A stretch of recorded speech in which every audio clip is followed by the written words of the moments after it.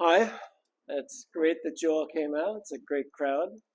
And thank you to the Center for Contemporary Printmaking. I love this place. I've been here quite often in the past, haven't for a while. Been very busy building presses, working with other artists, and traveling and all kinds of. And I've been very busy doing a whole variety of things, and that's who I am. I build presses, I work on new processes, and I have my own studio in North Adams, Massachusetts. And you can ask me about it later. But I want to get right into this because I'm very excited about this process. I've been working on it for about 2 years. It all started way back in the late 80s, and I am going to begin to talk about it. So hang on to your seats. It's going to be great fun. All right, so in the beginning, it's the guy who painted this, what looks like a monoprint, started all of my headaches years ago. This is, I swear, the detail is amazing. It looks like a monoprint. I found it in the collection of the Clark Art Institute back in the 1980s, the late 80s. I was working there as a preparator, got access to their collection, and I found this print, and I thought it was a monoprint. Did research on it, I found out that no, it's an editioned print. And look at the detail. I mean, when I looked at it with a magnifying glass, I couldn't see anything that suggested that it was in fact a copperplate etching or a print of any type. But it's been editioned. When I was in England, I bought one at Portobello Market. And so I have my own print of this, and just checking it out with all the detail and stuff. I'm sorry, it looks like a monoprint.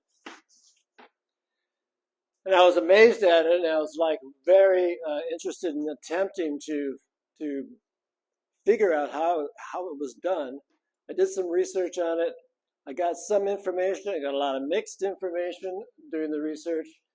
And the truth is, the information that I came up with was faulty.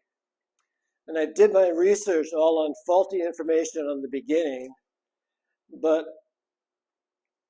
the idea that I had as to how to duplicate it, not using a copper plate, but using plastics, worked.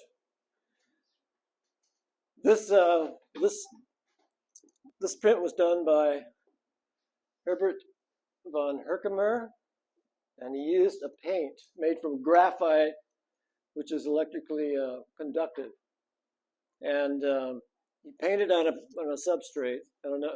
I think it was a piece of copper, so they could electroplate copper over the top of it. So basically, they were just building copper right over his monoprint on that substrate. Separated the two plates, inked it up, and printed it and editioned it like in the hundreds. And that's what I understood. The truth is, I think it might have been something different. Doesn't matter, because it was the inspiration for my work. And so this is the beginnings here. And I was able to come up with this process. So I'm very happy that I was inspired to do this stuff. These are examples of Herkimer's work. He's an English artist, pretty well known during his time, late 1800s, portrait painter, and he was a composer. He was in filmmaking. He did all kinds of creative stuff. But these are some of the examples of his painterly prints. These, they call them Herkimer gravures, you know. These are, that's a good question. Let me hang on here. Quickly, I'm going to say a little bit about his technique. He did a lot of mixed media work. He was a very clever guy, and he had a lot of resources, and so he incorporated this Herkimer gravure, which is basically painting a monoprint and then getting it converted into a plate, and then incorporated mezzotint and etching with it and mixed it all up. And so these things are. I couldn't afford the paywall here, so I just left. I just left it as is. But I swear it looks like a monoprint, but it's not. It's actually an edition print. Here's a print that's a combination of his technique here. The painterly parts were all done by hand, and then he went in with mezzotint and did all the fine detail. All right, let's see, what size is this? All right, 14, 20, yeah. That gives you an idea of the size. It's 14 by 22 inches. A fairly good size. But he really mixed it up. All of the clothing was done with his painterly technique, and all the really fine detail done with mezzotint and etching. Oh, I have to back up. Oh, come on. All right, there we go. So the late 1980s, this is my plate, but I tried for the first time to try to mimic this technique. So I took a substrate, which was a piece of glass, and I mixed up a batch of etching ink with graphite and some other textures like pumice. So it became just a thick oil-based paint that I painted with a brush with texture added to it. And I let it dry, and then I cast it as a fiberglass plate. And so that's the plate, and this is the print. I added some color to it. But what's cool is I was able to get the brush strokes, all of that detail and stuff, and it was very exciting to see that. Now, I continued doing this on occasion, and I had problems and more problems, and then I had some success. I'm just too busy. I got other problems or other projects to work on. You know, I'm a press designer. I build large-scale presses and do all kinds of crazy things. But so left this on the table until I had time to work on it. So the last 2 years, I've been working on it flat out. And so this is my ability to do a portrait. I know it's kind of lame, but you know, it is what it is. So I want to just imagine being able to to do an etching from start to finish. You know, you make your image, you etch your plates, you ink it up and proof it in under 2 hours. All of these things go so fast because it's a painterly process. What you do is you paint on your substrate, flat surface. I'm using either mylar or aluminum plate. And I just paint on it with a special medium that I've developed. I call it my hot sauce. And use a brush, use my fingers, use you know, anything you can to just move it around. And I have two types. I have water-based and I have oil-based. I'm using a water-based mostly right now because I find that I can get some incredible textures. So this is a water-based image. And these are actually done by other artists, but it gives you an idea of what can be produced. And, you know, it looks like a monoprint, but it's actually a plate. It's a plastic plate. All right. So I'm just messing around and trying to figure out how to make this stuff work. When I say it took 2 years, 2 frustrating years, because, man, trying to figure out how to make the medium, you know, that hot sauce, how to make it work properly was the biggest hurdle. And so you'll see a lot of kind of crazy experimental pieces, but once again, I just painted on a flat surface, and then in this case, poured epoxy resin over the top of it, cured it, though it was hard, separated it from the substrate, inked it up, and printed it in less than an hour. Now let's talk about tonal ranges and stuff like that. I'm going to go through these slides pretty fast because we are all artists, and so you can figure out pretty much what it's all about. But there's a great diversity of textures and techniques that you can incorporate. The thing I love about it is you can get a great range of tones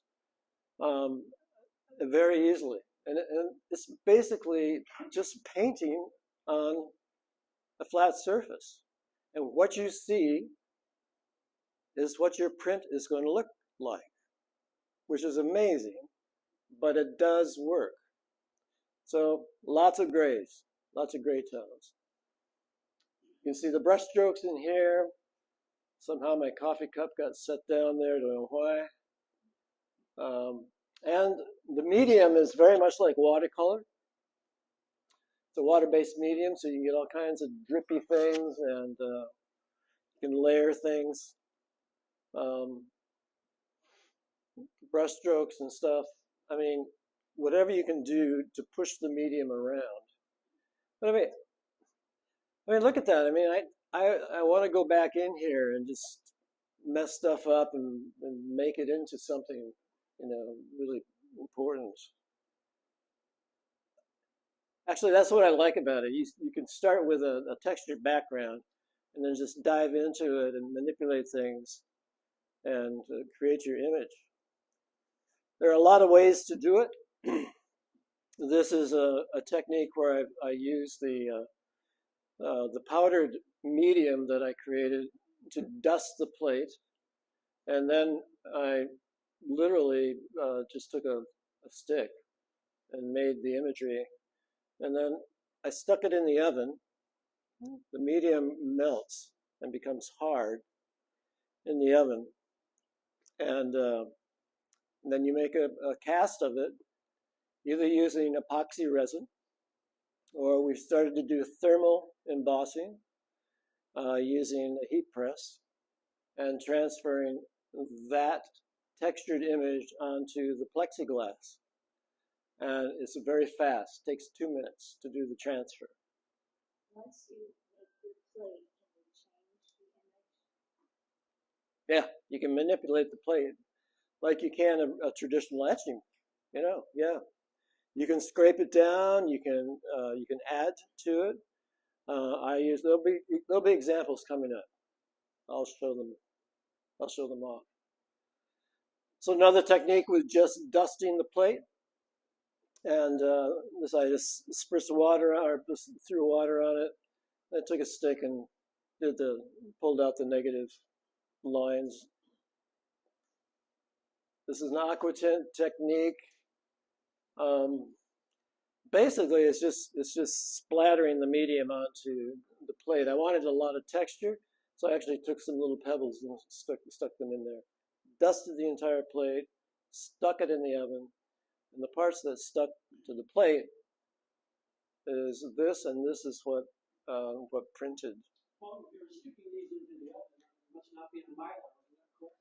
No, it's weird. It's Mylar. You can use Mylar because it melts at a higher temperature than the medium that I have. The medium melts at 300 degrees. Mylar will wrinkle up on occasion a little bit, but it's no big deal. You can make a plate out of it. But yeah, works great. I like working on the aluminum plates the best. They stay flat, and I don't know. It's my preference right now. However, both of these techniques using Mylar and aluminum plate work. Sure. Yeah, you know, you can use any flat surface that, well, plexi is going to melt in the oven.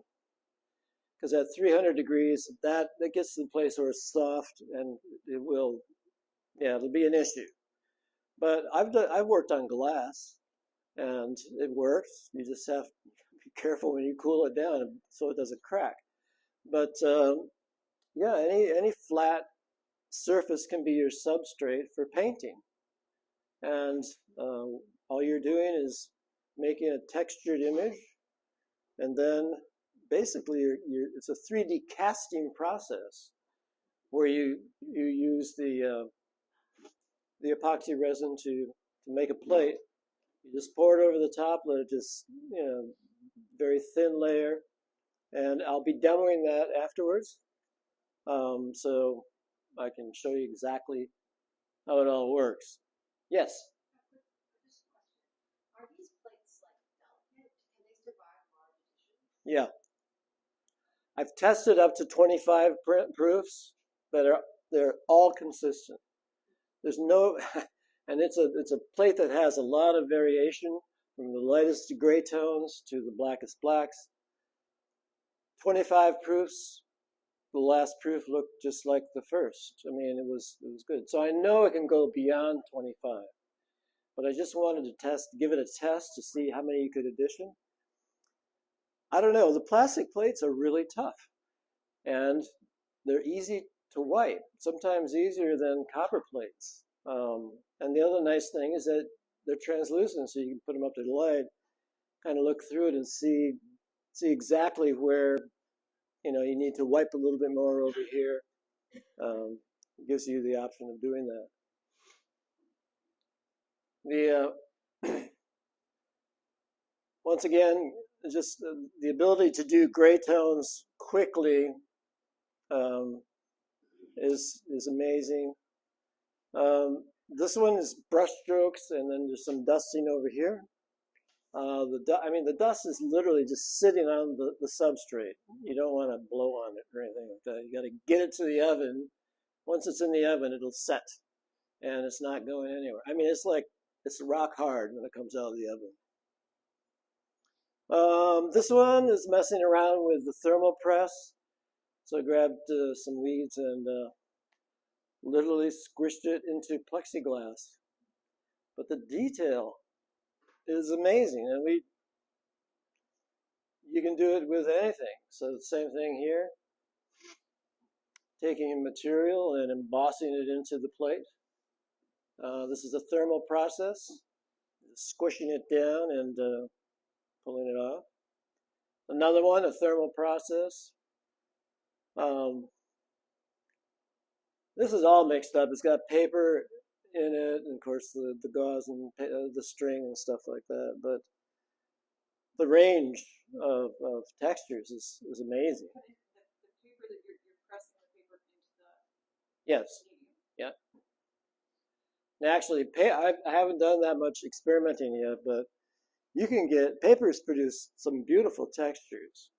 A lot of times they get really dark, and so you have to go back in and maybe scrape things out and kind of lighten it up.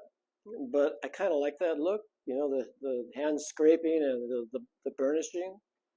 A lot of options. So this piece is just a collaged piece.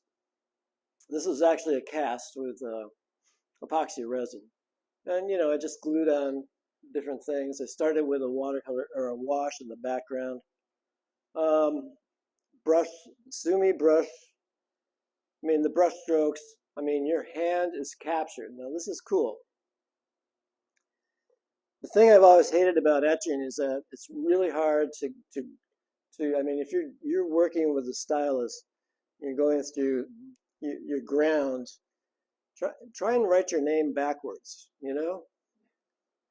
Try to really capture your hand. It's all in reverse. I don't care how you do it, it's all in reverse. But when you do this, what you see is what you get, because you have your substrate, you're making a plate of it, and then you reverse it when you ink it and print it. And so what you see is what you get. Another little technique here, I'm sure a lot of you have done this with monoprinting, which is I just brushed the medium on a piece of paper and flopped it down on the plate and just drew and transferred that, and the image came out exactly like the plate. It's my attempt at a portrait. I'm not a good portrait painter, but I loved all the textures and stuff in here. I had some issues with the white areas. Something happened, so I went in with a scraper and just went crazy on it and scraped it all out. Added some black lines. Now, with plexiglass, you're probably aware of the fact that you can use a scribe and get some really nice fine lines. With the epoxy, that stuff is bulletproof. To try and scratch into it is very difficult. And so I use a little rotary tool and just engrave it with the rotary tool. And even that, you got to work at it to make a line. But you get used to it, and you can produce some really fine details over working it. My assistant is a former competitive skater, and a lot of her work has to do with swirls. I don't know why. But she also she uses her sewing machine on a lot of her artwork. Well, this was a work that she had laying around the studio, and it was done on Mylar. And I told her, I said, wait, we could ink that up and print it. So we did, and so everything came out. And so this is basically, these are sewn thread, on Mylar, and we made a plate of it. And she can edition this.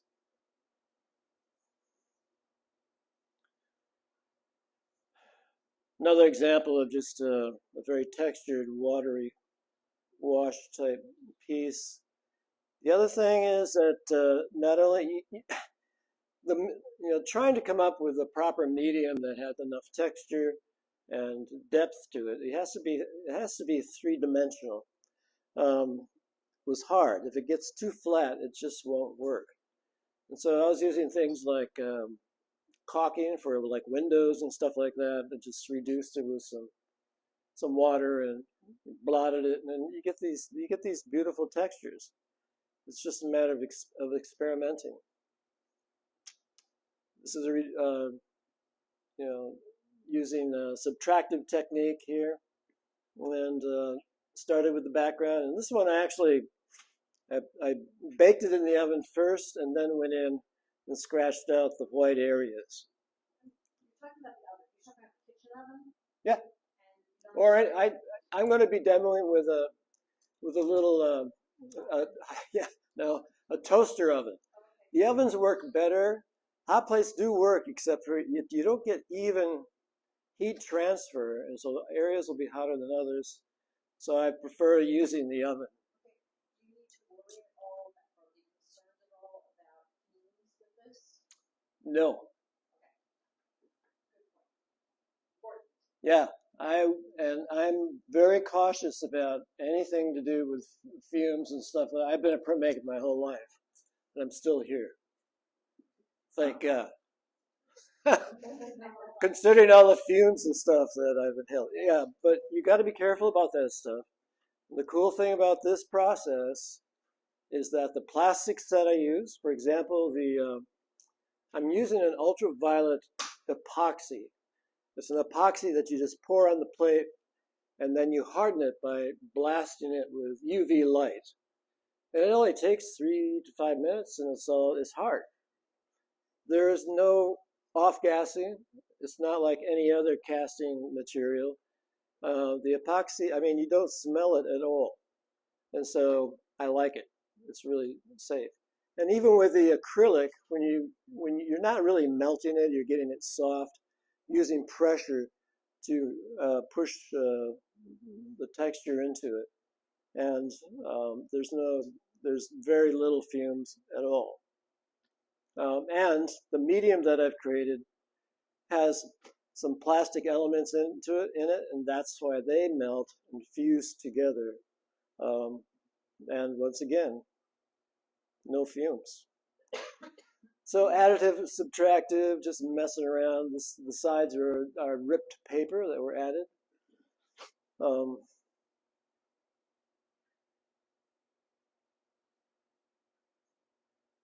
This is a little bit larger piece.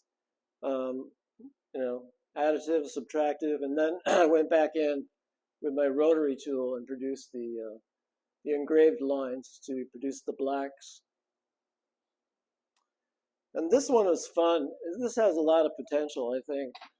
It's just subtracting. I did a wash in the background, stuck it in the oven, and brought it out and just started scraping it off. And just testing out what I could do. We got some really fine stuff in here, and I'm like, there's a lot of potential here. I am going to be working on that in the future. That's the same with this one. I baked it in the oven and then started scratching stuff out. What are you scraping or scratching with? Just, you know, so I'm finding out that just wooden, you know, popsicle sticks, you can sharpen them up, you know, but it's about the right. It's not. I've used steel scribes and scrapers and stuff, but it will dig into the aluminum, and it'll gouge into the mylar as well. And so the wooden sticks seem to work the best. There's no damage to the substrate. And if you do damage the substrate, it's going to pick up. I mean, you can see your markings. Another piece that's just done with caulking and scribbling into it. This is wet and wet technique. And then plate was made after it dried.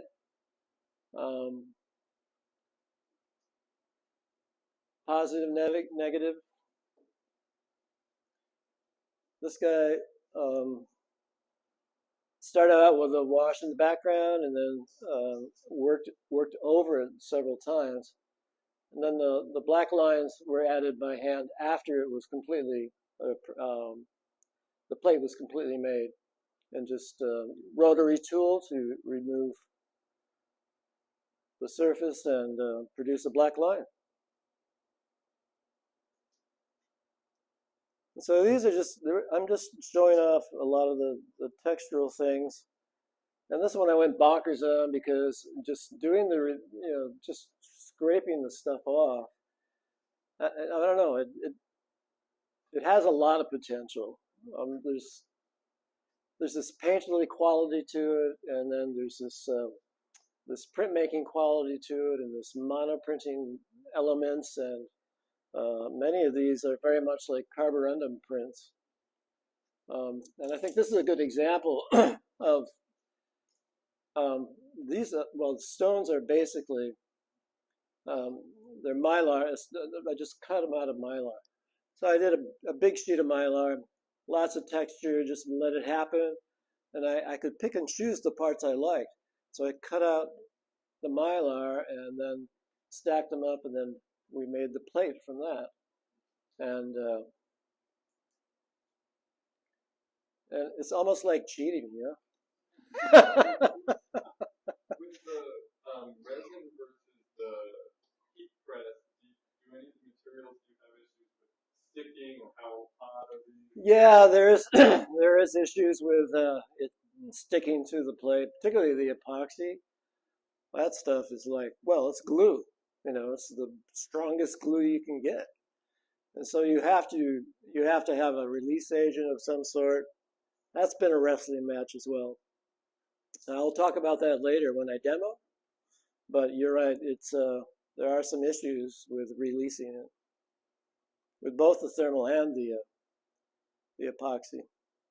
This was one of the first little rocks I did. It didn't turn out very well, and so I went in and started scraping it down, and then I started adding a bunch of lines and stuff. And I worked on this for quite a while. There's a lot of handwork that went into this, and there's a lot of scraping that went into it. But it was really enjoyable to work on. And it was like I couldn't believe that a piece of plastic could be manipulated like that. It was very, very satisfying. Can I just ask the background on that one? The background on the stone? Yeah. that, you did that first, then? Yeah. So the texture, basically what I started out with was kind of a painterly print. So I painted the stone and got all the textures that I wanted in the stone, and then we put that in the oven, and then I made a plate. I didn't like the results, and so I went back in and I reworked it by hand to get what I wanted. A lot of scraping and stuff. There's a lot of reworking of it. Sumi brush stuff and stupid thing and all kinds of bubbles in it and stuff, but I like it. Yeah, you get some interesting textures going on. There's some interesting textures. Once again, some of these, they turn out so bad. It's like, well, I'm just going to dive in and just mess with it, and weird things happen. Finger painting, and these, it's cool because what I'm showing you are prints that you can edition. These aren't just scribbles on, these aren't monoprints. These are editioned prints that you can edition. And a lot of different things can be utilized to make the textures.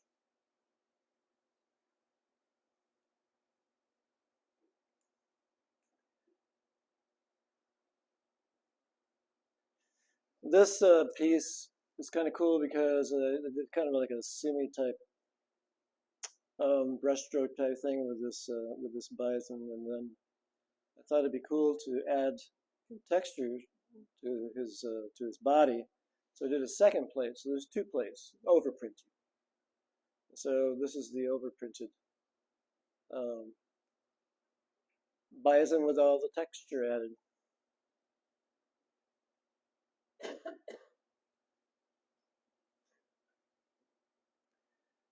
Then I finally got to the point where I can make lines, draw with pen and ink. This is a big deal. It was impossible to figure out how to make a hot sauce that worked. It took me well over a year to figure it out. Once I got it, it's changed everything. This was the first really large image plate that I did. It's about 42 inches tall.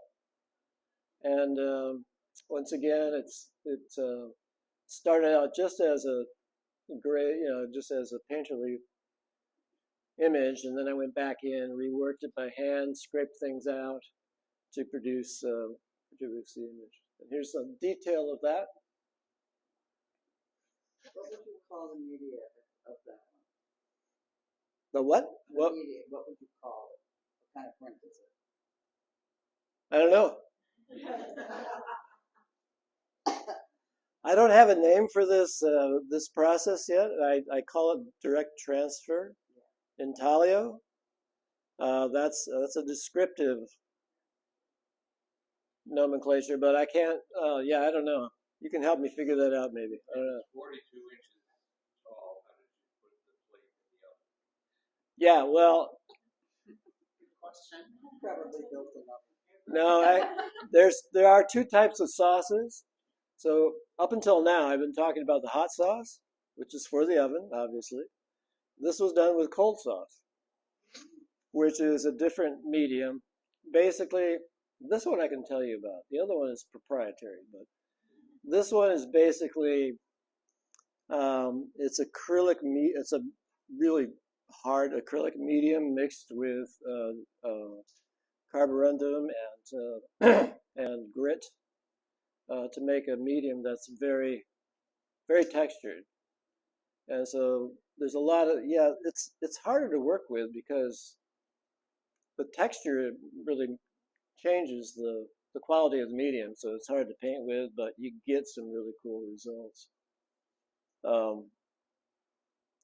And yeah, a lot of overworking it. This is what I look like 80% of the time because I'm so confused. I'm like, geez, what do I do next?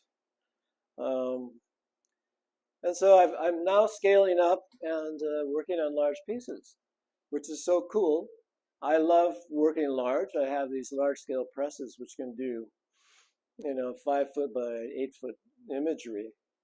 And this one's only about, I don't know, 40 inches, I guess. And once again, this is it's a different medium, but it's a cold medium. And then you can obviously go in and scratch things out and add, subtract, go crazy on it. It's a lot of fun. This is a piece that was done all with paper. However, the background got too dark, and so I went in with the scraper and just worked on it. There's some threads that are embossed into it as well.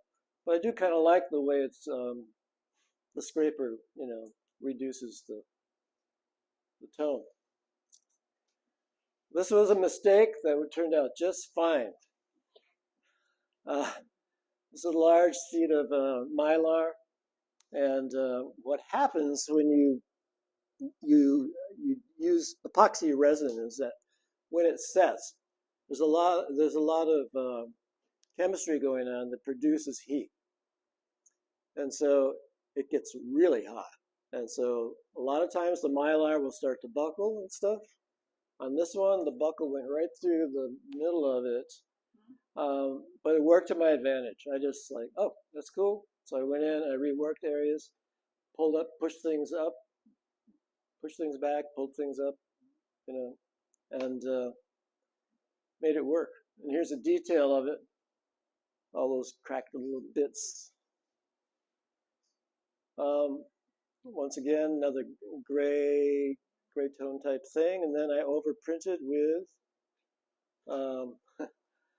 with my I have another process which is the silicone intaglio process.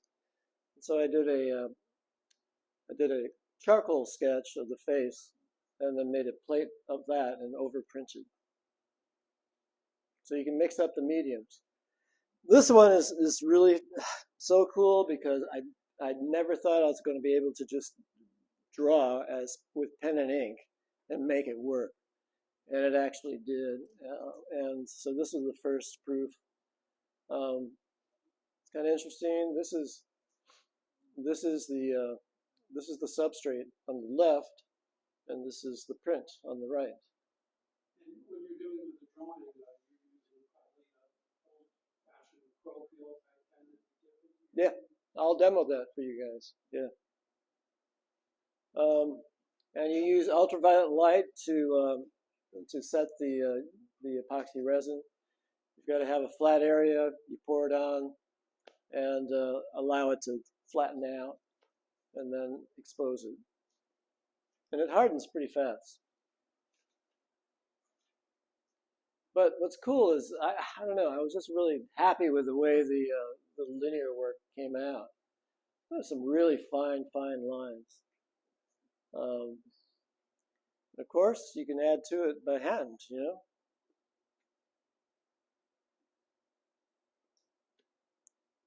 Another test plate, just messing around with lines.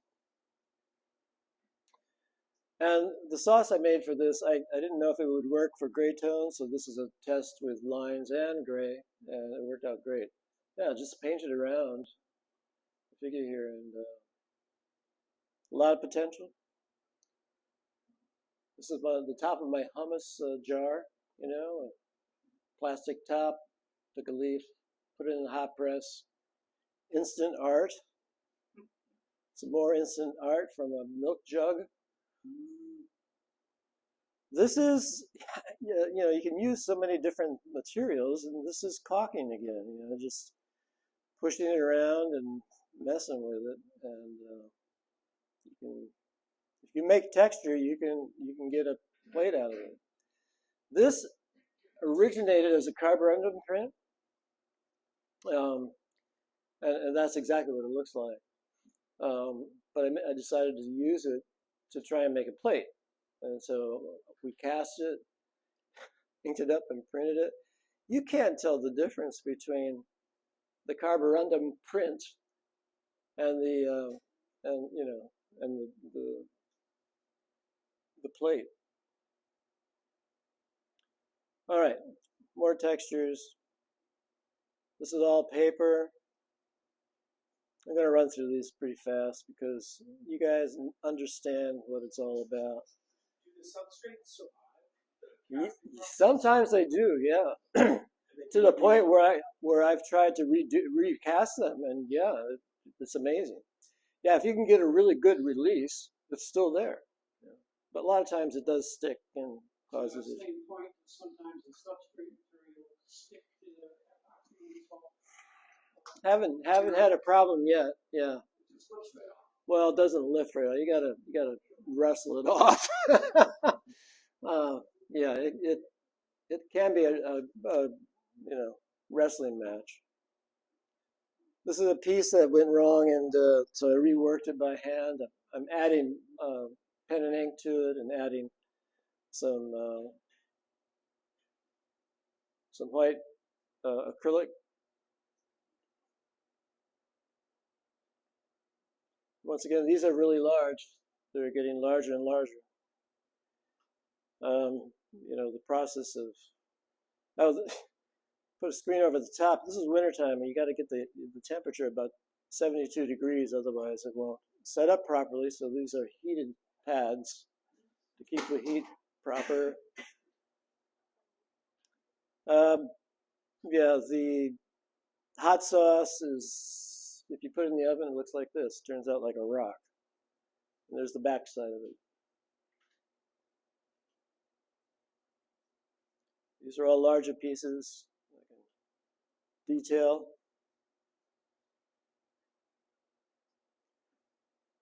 Oh, this one's fun because instead of using epoxy or plastics, I used Elmer's glue and made a plate. There's 5 layers, and this is how thick the plate got. And then it turned out pretty well, except I got the spray toner in here, so I started scraping it out. And I don't know, Elmer's, you can do some cool stuff. Is it the waterproof or the obvious? That one was the waterproof one, but I'm also using the school brand for different purposes and stuff. This is a background wash, and then I put the powder over the top and just took a card, just scraped it around and popped it in the oven. And then I used a whiteout system by adding acrylic to the surface. Yeah, you can make, basically, you can make your own with glue and textured stuff. Tight bond, iron oxide, aluminum oxide. And here's one of my flatbed presses in process. This is what it looks like complete. Produces a flat pressure, which gives you a lot of advantages. And a lot of these pieces were actually done on this press. There's a roller press I built. I guess I build everything. Another roller press I built. Here's my big flat bed press in Studio One. It's big. And here's my latest press design. And who's that? Oh, it's Nomi. She's one of my favorite artists in my studio. A couple years ago, Nomi Silver. Yeah. Yeah. We've worked together on occasion. And here's my heat press in the making. It's not finished yet, but I'm working on it. And here I am as a youngster on the first big press I built back in the early 90s. And this is my woodcut. And so, yeah, I'm all grown up now. Thank you so much. I really enjoyed presenting this to you all. Thank you for your questions. I'm sure you'll have more when I do the demo. All right? All right, let me just make some marks on a plate. So, got a aluminum plate. This is actually, it's just roofing material. It's, yeah, You can buy it at Home Depot. It works great. It's inexpensive. I like it because you can kind of rough it up a little bit. And I found that when you're working with the water-based medium, it's good to add gum arabic to the surface because it makes it a little bit more, I don't know, hydroscopic, I guess, maybe. So you coat the surface with the gum? Yeah, very thin layer. Now this is my hot sauce. I have to mix it up because there's a lot of stuff on the bottom. So yeah, this has to be mixed up all the time. All right, let's take a quill pen and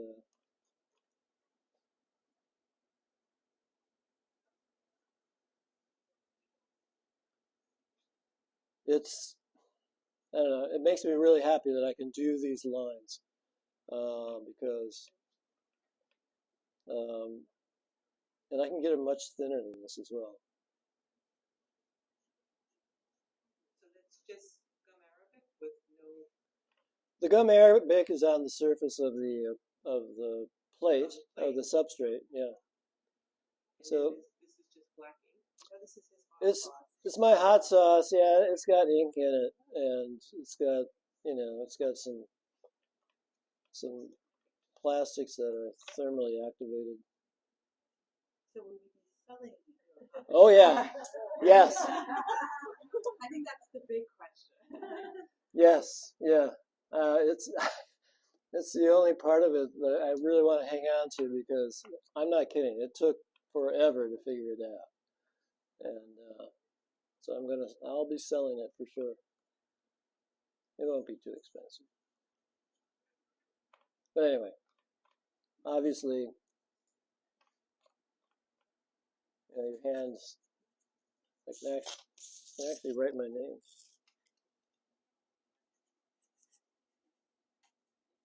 So I'm actually working on a plate right now where I'm writing text into it, and it's my hand.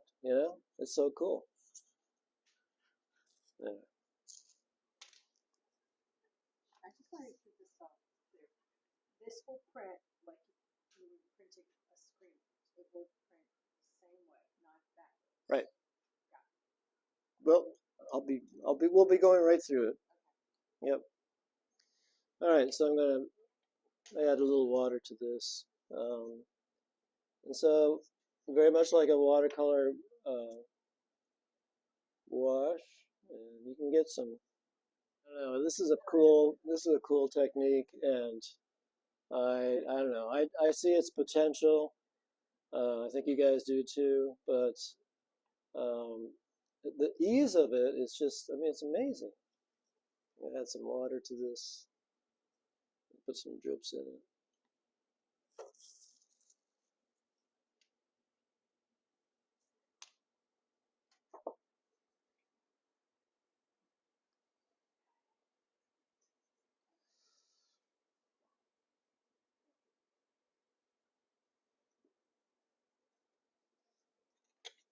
And I do love working with my fingers.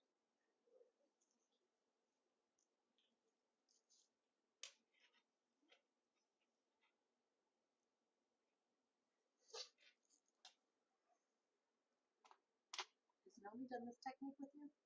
She did. She tried one plate with me last time I saw her, and she loved it. Yeah, yeah. And I mean, this is perfect for her.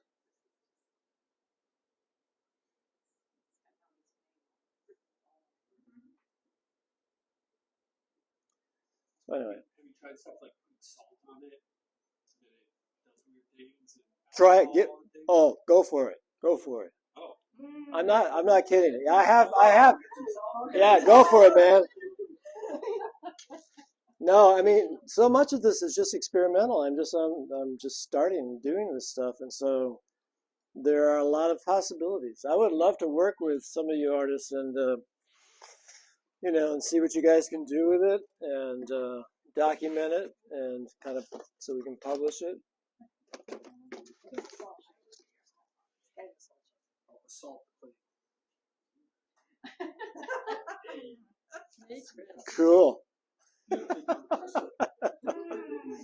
All right, here's a plate that I prepped before. So this has been through, so basically this is what I just did. And then I dusted it with this, this is aluminum oxide, it's grit, 240 grit. And then I stuck it in the toaster oven at 300 degrees until it was cooked. And then you pop it out, and this is what you have. I've mounted this onto a piece of glass because the epoxy resin gets really hot when it starts to set up, and it can bow the plate. And so I've actually produced a vacuum on the back side. I put some vegetable oil on here and pressed it down and then rolled it out, taped the edges. And what it does is it keeps it attached to the glass, which is very strong. Could you possibly hand that around? Hey, actually, feel the texture. The dusting is for tone because you feel like it, or You have to do it. If it's just this material here, you have to make a three-dimensional plate substrate, and this just doesn't quite do it. I mean, you'll get a light image, but the key is to add texture to it, and that's where that comes in. We're going to let that dry, and I'll proof that out. Do you think that would be a cold medium as well? The cold mediums are it's a different beast because you're mixing the medium with the grit, and so it has a gnarly texture to it. It's difficult to use. However, if you want to make some beautiful drips, the cold sauce makes better drips than the hot sauce. So, oh, look at that. Such creative talent. All right, where's my little plate? Somebody's got it. Thank you. All right, so I'm going to demo the process of actually making a plate. And so I'm going to take some epoxy resin and produce a plate for you. I'm going to make a dam around around it so it doesn't spill all over the place. And this is just this hardware store. What is it? Window weather stripping. Yeah, it's foamy stuff with sticky stuff on the backside. Did you fix the aluminum to the glass? Yeah. And then put it in the oven? You can do it. You got to be careful with the glass because if you bring it out and if you put it on it'll start to, the heat will suck out of it, and then it's going to want to contract and crack and stuff. So I've had problems in the past. So in this case, you didn't. So no, I did actually. Yeah. And it's a small piece. I mean, when you start working bigger, you get bigger problems and stuff. But with small prints, it's just. It looks like it's aluminum on plastic on glass. Is that is the blue plastic or is the Oh, blue this is just tape. This is just blue tape. Yeah, just to hold it down. This is glass? Oh, this is blue that's tape, the and then tape. this is Okay, the glass. I got it now. It looks so It plastic. doesn't have to be glass though, right? Just needs some Yeah, well, yeah, these, to be honest with you, the thin plates are problematic because they do expand and contract under the heat. And then you've got issues with, it's the epoxy isn't cured yet, and so it'll start to drip to one side, and it causes problems. And so the best thing to do is to get some thicker plates that will not warp under those conditions. But this is just my solution to that What do you use for prop. Your large ones. Aluminum plates. Aluminum. Yeah, but they're they're like like 3 millimeter or 4 millimeter plates. They're pretty thick, and yeah, you can just purchase. You can purchase them at a metal supply shop, and they'll cut them to size for you. They're really good, helping people out like that. But once you have them, you just use it over and over and over again. You make a print, clean it off, and start all over again. So, all right. So we're ready. We're ready to. What? How easy is it to clean off the plate between? Oh, afterwards? Yeah, I'll show you. Okay. It's not easy. Oh, it's not easy. No, that's the other proprietary thing I have. It's the clean off stuff. Anyway, all right, so here's the stuff I like to use. New technology. This is ultraviolet curing resin. It's epoxy resin. And it's a dream to work with. There's no two-part mixing and all that jazz. And it's a wonderful thing. No harmful fumes. I've been sniffing it. And to be honest with you, I'm not getting the same effect that I used to get with,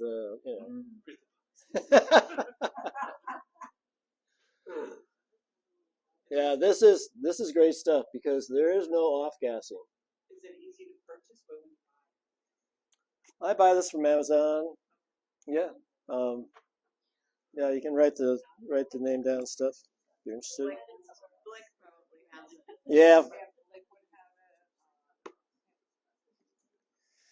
So I poured down a thin layer, as you can see, and I'm just going to allow it to float around. You really need to have a super flat surface to do it properly. I'm not too worried about it for a test plate, but I've actually set up a table with, that have high quality levels on it to keep it absolutely flat. So you get a nice consistent thickness to your plate. All right, so that's that, and then you use the ultraviolet light.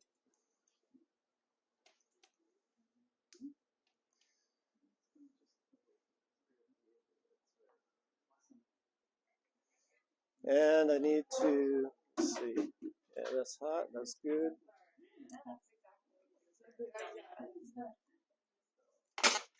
So what's the oven set to? 300. For some reason, 300 seems to be the magic temperature.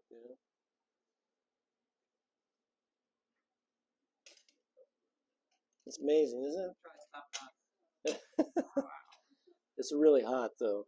It's still curing, Yeah, it's hot.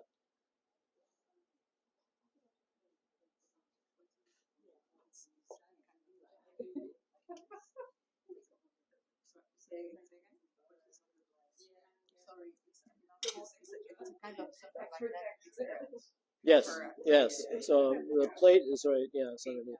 Yeah, yeah. I'm going to put some reinforcement in here as well.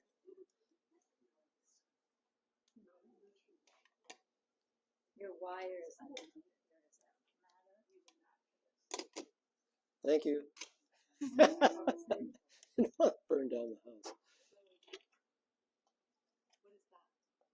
This is some polyester screening, and I'm going to add it to it. I'm going to do another layer.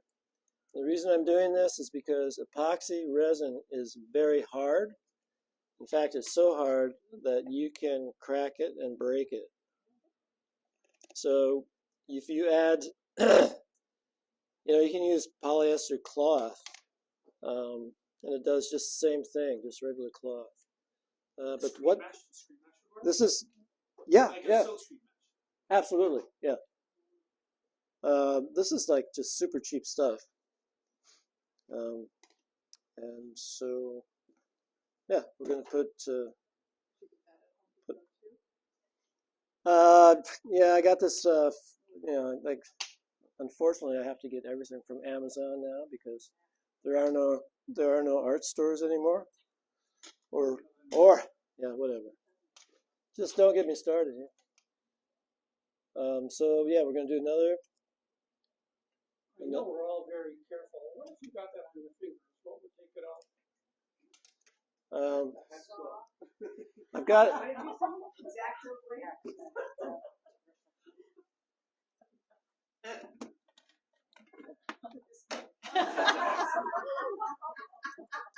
This works extremely well. It's very efficient. This stuff is nasty. It is. There are some solvents. I think oil of wintergreen would take it off. And then there's some commercial things too, like I'm trying to think what it is, xylene and stuff.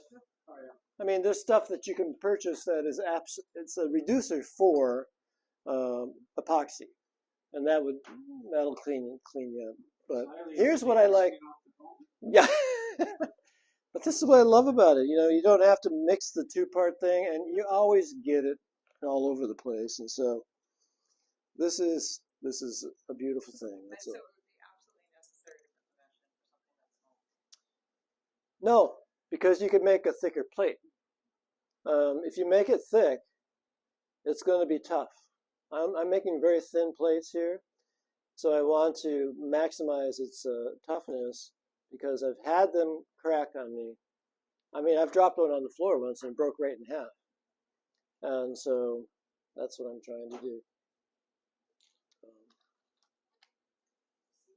So you're saying if you got the 3 or 4 millimeter plate, then you wouldn't have to do that? Is that right? Well,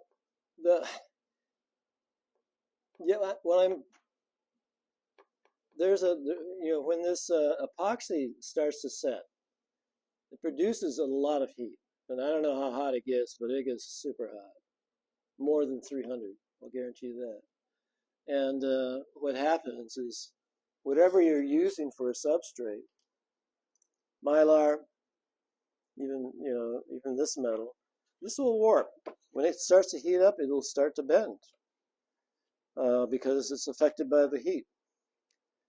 And so if it's a thicker plate, it's not going to be as affected as much. It's going to have dimensional stability that this doesn't have, and it should be fine. I do have some thicker pieces of aluminum that I use for my larger plates, and it seems to work fine. But that's actually one problem with the mylar is it can be a headache, particularly if you're working large, because it does want to warp. All right, so I hit this.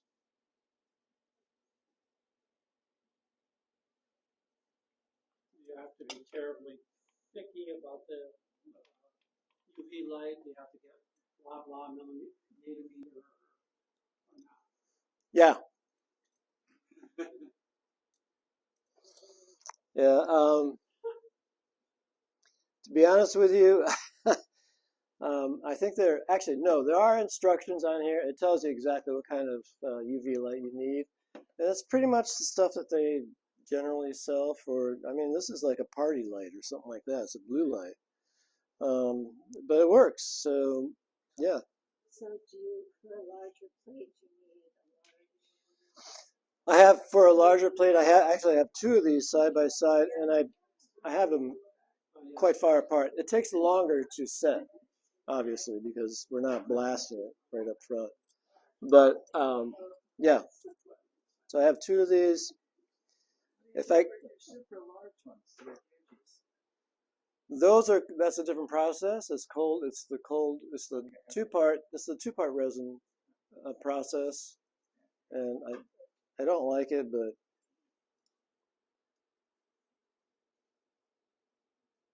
You just put it outside in the bright sunlight? Yeah, sure. Yeah. Yeah, I've done that before. And instead of needing to do 2 layers, you ever just make a higher jam? Because, Yeah, I do. I'll make a thick plate. And when they're thick, they don't break. They're just tough. But, all right, this is still really hot. So we'll let it cool down, and then we'll ink it up and print it. So we're done. The baking was done previously. I'll demo the baking process. I just wanted to make a plate for you.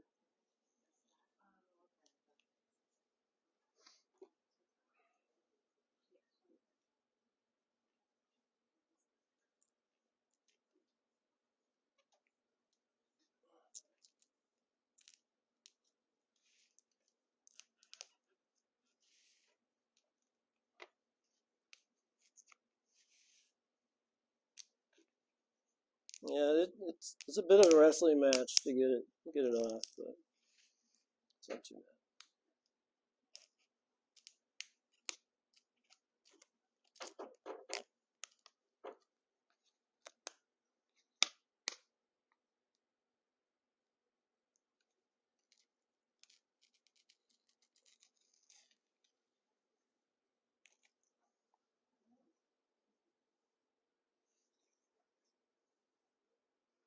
All right, so we got our plate.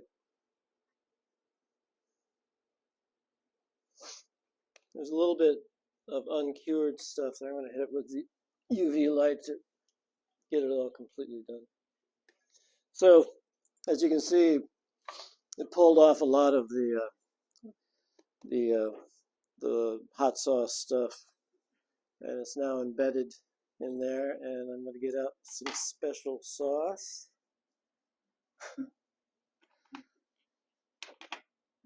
It's a 2-part special sauce.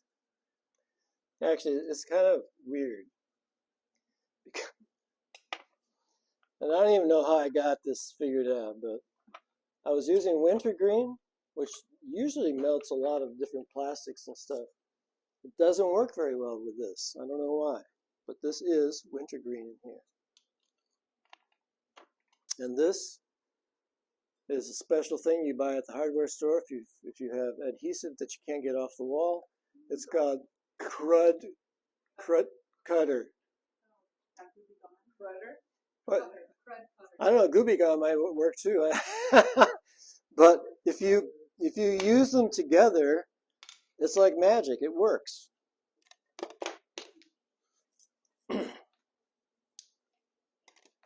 So, okay, cool. Let's see. I'm gonna need towel here. And the nice thing, once again, the crud stuff, I read the instructions on it, non-toxic. No fumes, non-toxic. Wintergreen, don't drink it. Smells good. But, so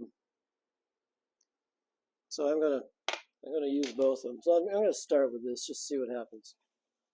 And we might get something going.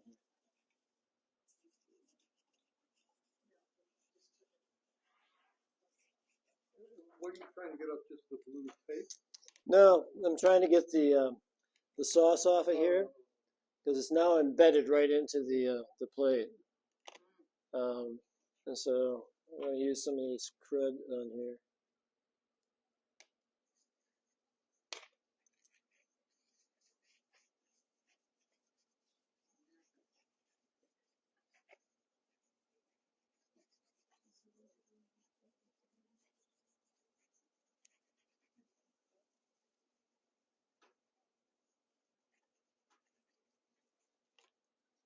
And it's coming off relatively well. So, okay. I mean, there's a little residue in there, but good enough. All right, so now there's the process of cutting the sides down and filing the edges and stuff, and it's pretty easy to do. What happened to that saw that I just went? Oh, here it is. You want your file? Yeah, please. So, metal cutting hacksaw, really fine tooth. I like to use it with the pull direction. It seems to behave better for me anyway.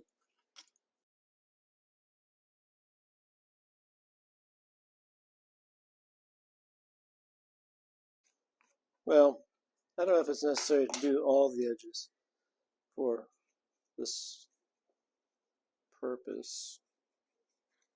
Let me clean this up a little bit.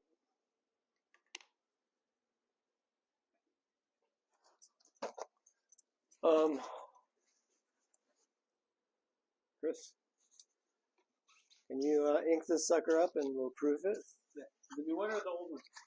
Hmm? The new one?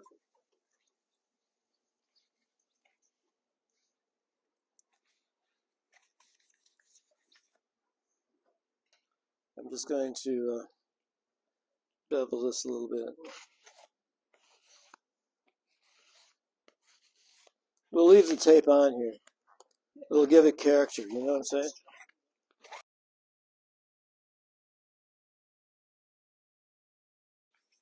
There you go, Master Printmaker, thank you. Yeah. All right, well, he's messing with that.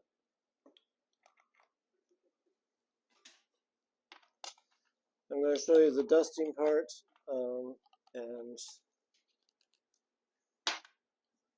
so, ooh, nice.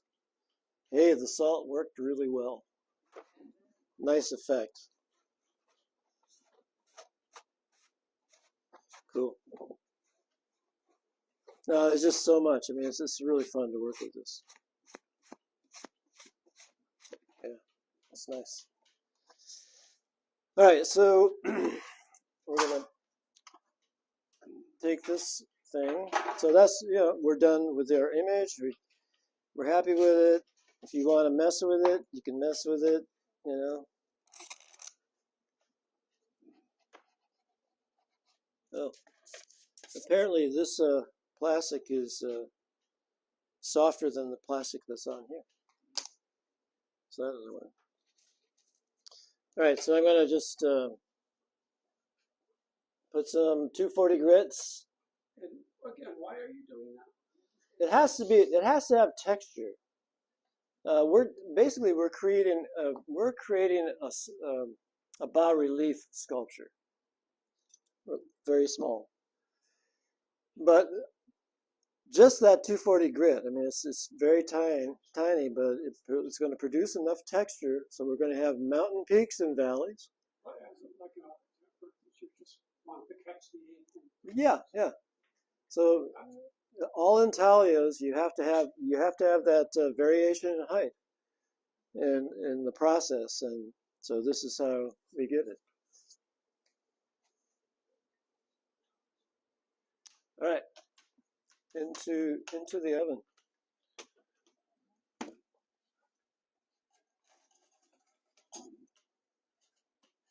You could just save it, the excess, and you shake it off, or it all melts in. Oh no, we'll dust it off.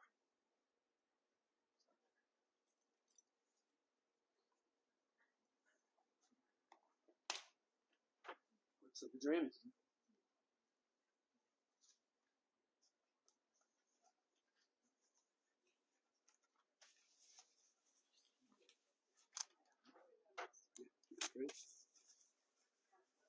This guy is good. He's like a master or something. That's what they say.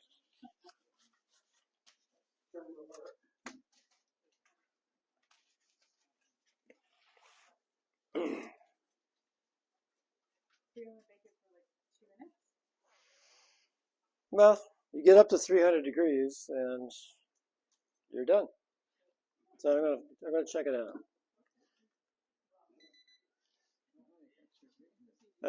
We're at 260. I'm gonna turn up a little bit.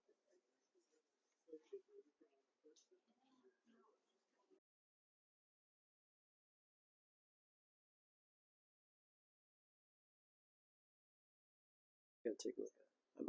I'm always interested. Nice. Do you hand wipe them sometimes or not? I do. Yeah. Yeah. Yeah. And you can, some of these get they're so textured that you can really polish them like crazy. It's hard to avoid. Yeah.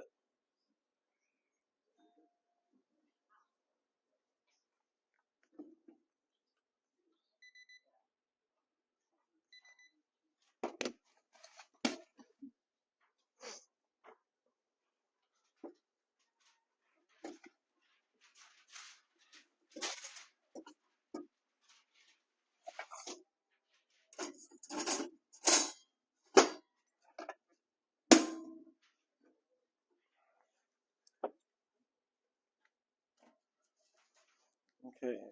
Now we have to allow it to cool down. I don't want to lose any of this texture, so just. And the nice thing about the aluminum, it's quite conductive, and so it heats up well and it cools off well. Basically, the grit just goes where we make it. It doesn't go where we do. What happens, as I said, there's a thermoplastic mixed in with this, so it gets up to 300 degrees. Those particles melt, and they get really hard. It gets really hard. But in that case, wouldn't they just melt over both the painted and non-painted area? No, No. because, well, here's why. Because we're only attaching it to the painted areas. The non-painted areas, we're going to do this to. See? So it's just attached to the painted areas. So the non-painted areas, clean. Nothing on them. Question, is there like particulate matter in the ink that you're using? No. So you could technically like screen print it maybe? Yep.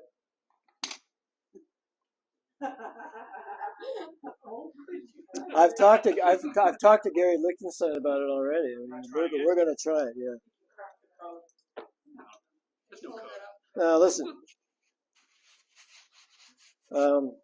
So there we go. It's got texture to it. And what's so weird is that, all these light areas where it's light, it just grabs the right amount of texture, so it remains white. And the dark areas grab a lot of it, so it produces blacks.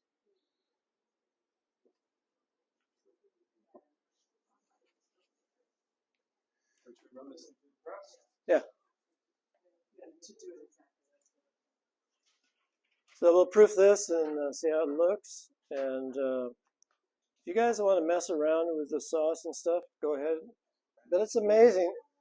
I mean, you saw the original, and basically what you see is what you get. It prints. It's like magic. I don't know. It just works, and it works consistently. Great. No, it's really great. So now, if you want to reprint this, Ink it up. Round 2. ink it, and do it again. You can do 100 of them.